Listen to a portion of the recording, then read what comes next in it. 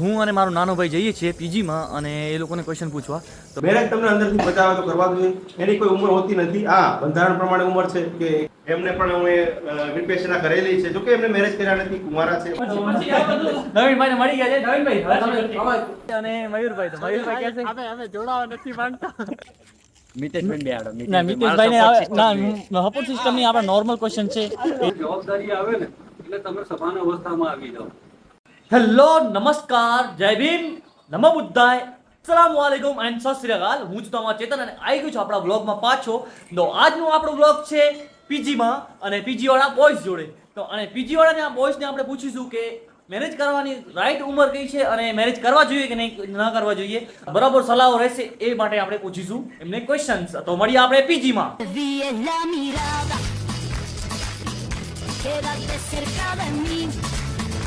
Guys, હું અને મારો નાનો ભાઈ જઈએ છીએ પીજીમાં અને એ લોકોને ક્વેશ્ચન પૂછવા. તો થોડી વાર પછી મળીએ આપણે ડાયરેક્ટ પીજીમાં. તો સૌથી પહેલાં જઈશું આપણે નાગજીભાઈના રૂમમાં, જે અમારા હોસ્ટેલના જે એડવોકેટ છે. તો એમને મળીએ. ચલો ડાયરેક્ટ એમના રૂમમાં મળીએ. ચલો bye. 2 very boring minutes later. Guys, હું આવી ગયો પીજીમાં અને હું જાઉં છું ડાયરેક્ટ પીજી વાળા રૂમમાં. તો સૌથી પહેલો જે બી રૂમ દેખાશે હું એ રૂમમાં ઘૂસી જઈશ અને જે બી માણસ દેખાશે, કોઈ બી છોકરો દેખાશે એને પૂછીશ ક્વેશ્ચન ને હું રેકોર્ડ કરીશ ને એમનું શું મંતવ્ય છે એ લોકો પૂછીશ. यही नहीं, अभी और सुनिए. હું છું નવીનભાઈના રૂમમાં ને અત્યારે આપણે જોડે જોડાઈ ગયા છે મિસ્ટર પ્રકાશભાઈ, જે એડવોકેટ છે પ્લસ મોટિવેશન સ્પીકર છે. તો પ્રકાશભાઈ આપણને કહેશે કે મેરેજ ક્યારે કરવા જોઈએ અને ક્યારે ના કરવા જોઈએ અને મેરેજ કરવાના ફાયદા શું શું છે અને ગેરફાયદા શું શું છે. ચલો મળીએ આપણે પ્રકાશભાઈને. પ્રકાશભાઈ નમસ્કાર. કેતનભાઈ સરસ મજાનો પ્રશ્ન પૂછ્યો છે. આમ તો મેં મેરેજ કર્યા નથી એટલે વાંટો શું સલાહ? साला ये दुख का खत्म नहीं होता बे. સલાહ આપું છું. મિત્રનો પ્રશ્ન છે તો એને સંતોષકારક મને જવાબ આપવા માટે બંધાયેલો છું.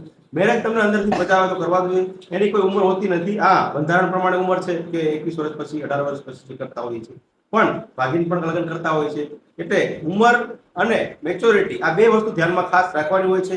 તમે પરિપક્વ હોય, તમને એમ લાગે કે હું મેનેજ કરી શકું, સંસારને સારી રીતે હું ટેકલ કરીશ, હેન્ડલ કરીશ, તો તમે લગ્ન કરી શકો છો. પણ તમને એમ થાય કે જવાબદારીથી હું વહન નહીં કરી શકું, ડિસ્ટર્બ થાય છે મારી લાઈફ અને મારે બિંદાસ એકદમ મારી રીતે લાઈફ જીવી છે, તો તમે સરસ રીતે પોતાની રીતે ફ્રીડમ સાથે સ્વતંત્ર સાથે પોતાની લાઈફ જીવી શકો છો. એટલે મિત્રો, તમારી ઉપર આધાર રાખે છે તમારે લગ્ન કરવા કે ના કરવા, ફાયદા અને ગેરફાયદા બંને છે. ગરમ ગરમ રોટલી ખાવી હોય તો લગ્ન કરો, બાકી હેરાન થવું હોય તો ન કરો. બરાબર? આવજો. भाई साहब कुछ ज्यादा नहीं हो गया ये? मतलब શા માટે? અત્યારે હું જાઉં છું મહુવા વિપશ્યના કેન્દ્ર છે, ત્યાં હું મેનેજમેન્ટ કરું છું. ત્યાં સાધના માટે જે હમણાં તમે મને પ્રશ્ન પૂછો, લગ્ન કરવા જોઈએ કે ન કરવા જોઈએ, અને જે લગ્ન કર્યા હોય, ડિસ્ટર્બ થયા હોય, મગજનો અર્થો થઈ ગયો હોય, એને શાંતિ મળે, જીવનમાં લાભ થાય છે, કલ્યાણકારી જીવન જીવવા માટેની એક સાધના છે વિપશ્યના.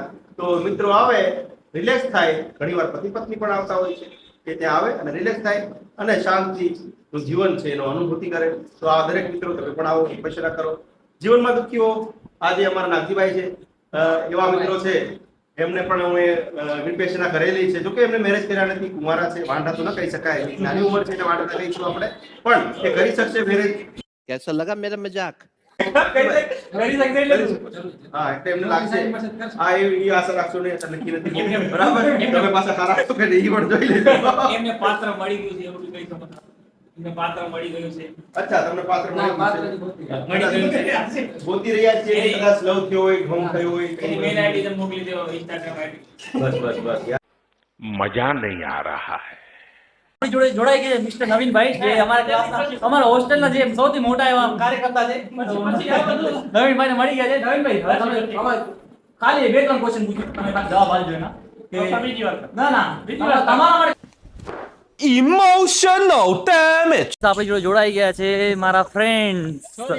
અમારી જોડે આવી ગયા છે બાદલભાઈ અને મયુરભાઈ. તો મયુરભાઈ કહે છે અમે જોડાવા નથી માંગતા. યાર, આ બધું મજા ના આવે. તમે ક્વેશ્ચન બી જવાબ બી નહીં આપતા. નોર્મલ ક્વેશ્ચન છે ભાઈ, આટલું ના આપી શકો તમે. શું બોલો તમે? તો જો મારું ક્વેશ્ચન છે કે હમણાં પીજીમાં ચીકણા થઈને આવ્યા છે. औरत बनने का शौक है, औरत बनने का शौक है. સાંભળ તો હવે આપણે એક નોર્મલ ક્વેશ્ચન છે, એનો જવાબ આપ. કેટલા વર્ષનું છું હું? કેટલા વર્ષનું છું? આવું ક્વેશ્ચન નહીં મારે. તો સારું, ચાલ, તો મેરેજ કરવા જોઈએ કે ના કરવા જોઈએ એનો જવાબ. ક્યારે કરવા જોઈએ? जो અત્યારે પીજી માં ચીકણો થઈને આવ્યો છે.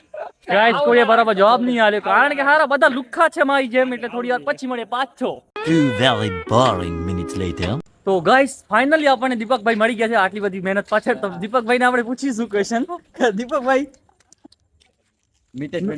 ના મિતેશભાઈને સપોર્ટ સિસ્ટમની આપણે નોર્મલ ક્વેશ્ચન છે કે મેરેજ કરવા જોઈએ કે ના કરવા જોઈએ?